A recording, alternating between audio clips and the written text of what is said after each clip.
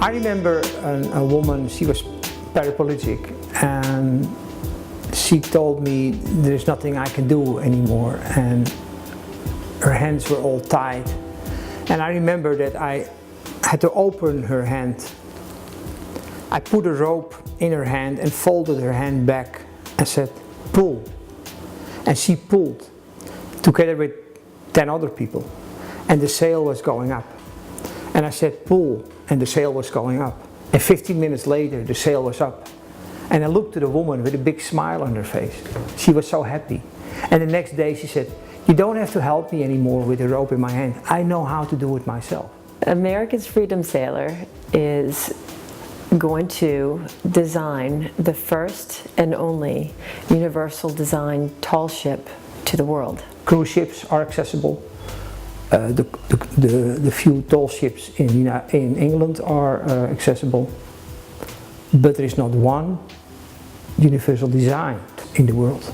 And so we like to build the first one here.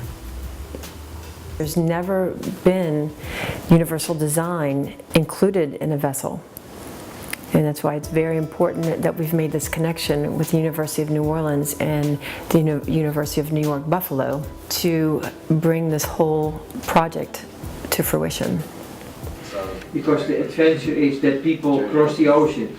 The way it goes with Lord Nelson is they book for 2 years, they set up the whole tour for 2 years, and people can book in.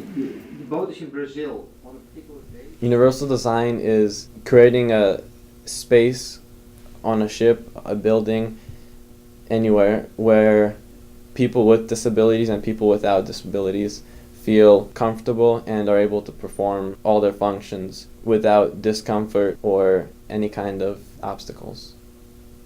So we have some suggestions here that we looked at as far as rigging goes, and we like your opinion on it. The Lotgerdina is one of the few accessible tall ships in the world. It's made for people with disabilities from Holland, sometimes from Belgium, not from the United States. The boat is completely booked for life. There are only 15 million people as a whole in Holland, but here are 50 or 60 million people with disabilities just in the United States. So there is a big need for a tall ship like that. Beam question, that's fine. If he has preference. Beam question. We're the people that know boats. We understand boats, we get them, and we're going to design the boat as a boat. But we are incorporating the expertise from the university at New York, at Buffalo, who is a school of inclusive design.